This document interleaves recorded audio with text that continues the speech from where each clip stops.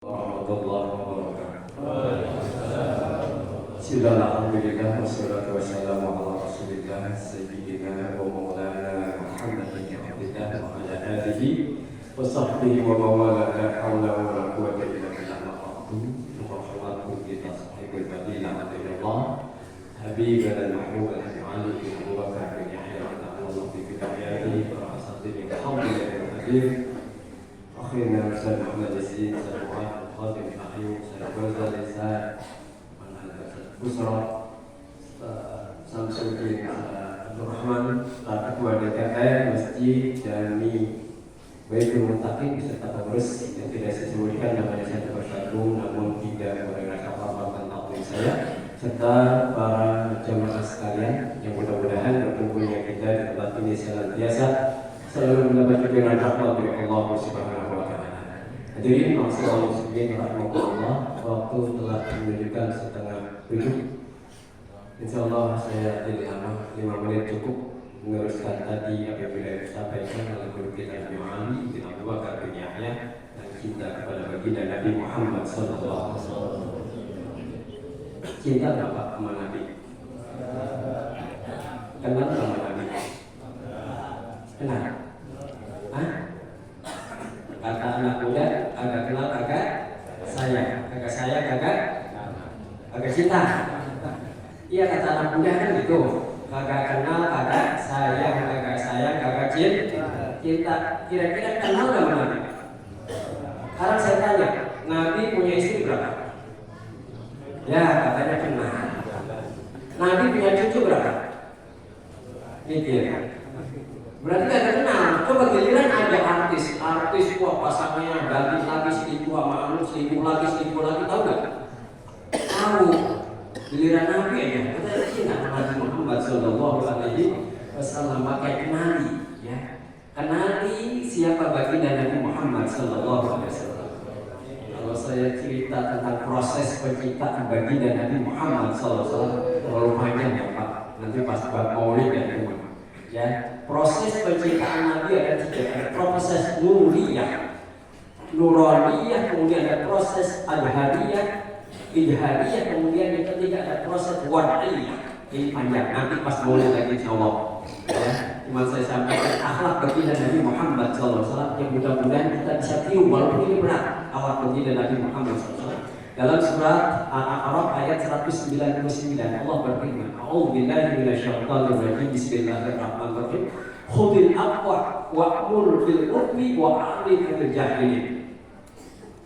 Berarti Pak, berikanlah maaf kata Allah Subhanahu wa taala. Wa'mur bil urfi, kemudian lakukanlah kebaikan, wa'rid 'anil jahilin. Kemudian berpalinglah daripada orang-orang bodoh. Apa? Cuekin saja omongan orang, hinaan orang terhadap kita. Kita dihina sama orang, kira-kira kita cuekin apa kita balas Pak? Ya balas. Ini anak Rasulullah Sallallahu Alaihi Wasallam menghina bagaimanapun baginda Nabi Muhammad SAW kagak pernah balas Rasulullah Sallallahu Alaihi Wasallam. Wayatu amil dzambi, itu Rasulullah Sallallahu Alaihi Wasallam memaafkan kesalahan orang lain. Dan ini barangkali akhlak yang sangat luar biasa baginda Nabi Muhammad sallallahu alaihi wasallam. Hudil afwa, berikanlah maaf pada orang yang berbuat salah sama Rasulullah sallallahu alaihi wasallam, dimaafkan mereka dengan Nabi Muhammad sallallahu alaihi wasallam. Kalau kita pelajari sirah nabawiyah, kemudian kita buka Al-Qur'an, kita baca hadis-hadis baginda Nabi Muhammad sallallahu alaihi wasallam, kita barangkali kurang pas ya menafsirkan, menerjemahkan Al-Quran apalagi hadis Rasulullah SAW. Banyak guru-guru kita, makanya jangan sampai kita lepas daripada majelis taklim. Kadang-kadang majelis taklim masa Allah menghadiri 7 orang, ada menghadiri 7 orang, ada. Ya agar apa tadi? Agar terus kita dekat kepada Rasulullah SAW. Sekarang katanya nyambung cinta kita kepada baginda Nabi Muhammad SAW. Ini cerita sedikit 5 menit insyaallah. Sekarang udah 5 menit. Berarti 5 menit lagi ya. Ada sahabat namanya Sauban, luar biasa ini sahabat. Bahkan ada yang mengatakan ini sahabat kesabarannya mirip dengan kesabaran baginda Nabi Muhammad sallallahu alaihi wasallam. Sauban itu ya sahabat yang kagak terkenal. Adanya dia dianggap kagak ada. Ada nggak orang yang ini? Hah? Kita merasa nggak? Kok kayu gua kagak dianggap bisa sama saudara gua, ada nggak? Hah? Ada ya? Keberadaannya kalau kagak ada kagak ditanyain sama orang. Ada pun kagak diperhatikan sama orang. Ini sauban dicuekin. Menjalani hidup kayak gini berat apa kagak?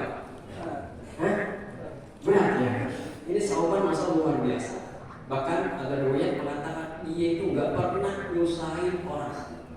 Umurnya sudah 70 tahun atau ada yang mengatakan 75 tahun itu ikut perang bersama baginda Nabi Muhammad SAW.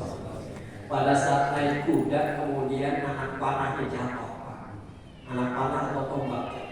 Kemudian ada anak muda masih, ya sahabat yang masih muda betul, ambil tombaknya. Kata apa? Kata sahabat turun dari apa?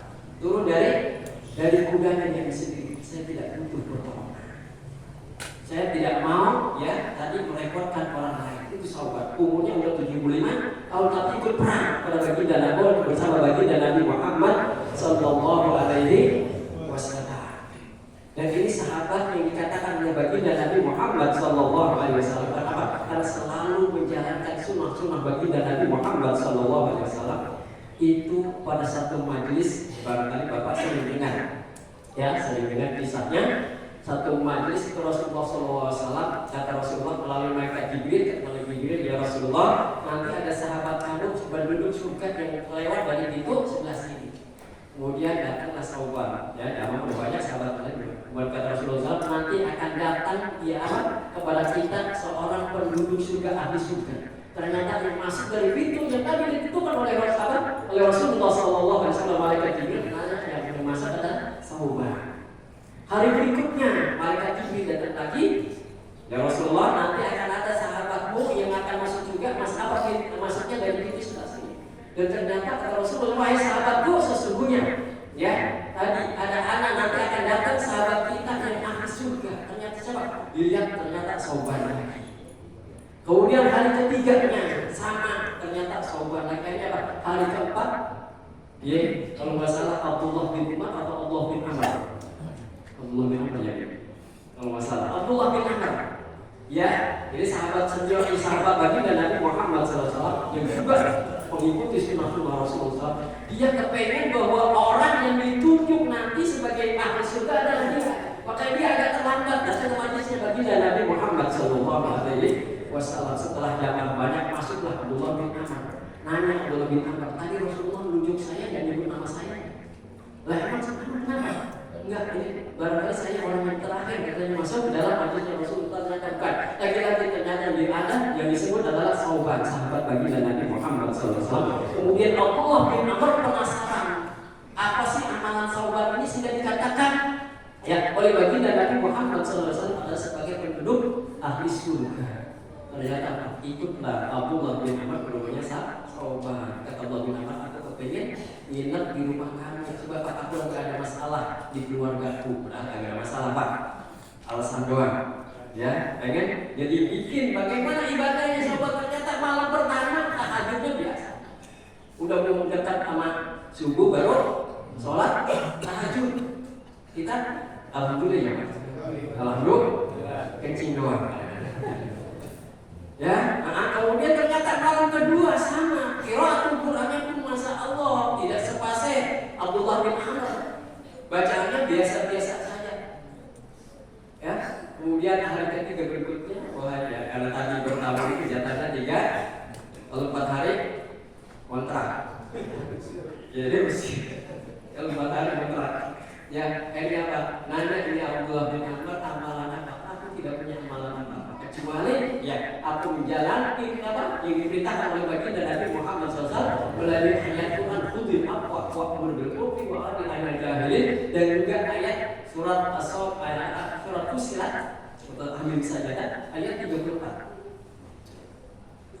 Idfa la tastawil hasanatu wal sayyi'ah idfa billati hiya ahsan fa idzal ladzi bainaka wa bainahu adawatun ka'annahu waliyyun hamid. Tidak sama antara kebaikan dan keburukan, maka balaslah keburukan dengan kebaikan. Kata Allah Subhanahu wa taala, walaupun di antara kita, di antara Rasulullah SAW dan pada orang lain, ya baginda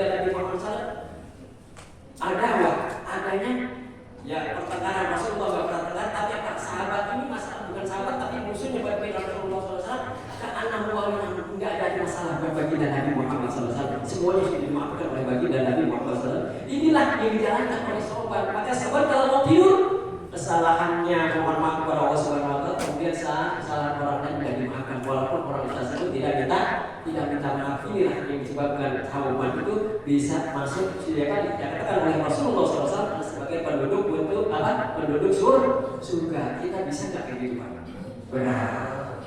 Berat, tapi insya Allah bisa dilaksanakan Pak. Demikian para saya sampaikan, mudah-mudahan ada manfaat. Kurang lebih yang mohon maaf. Wassalamualaikum warahmatullahi wabarakatuh. Waalaikumsalam warahmatullahi wabarakatuh.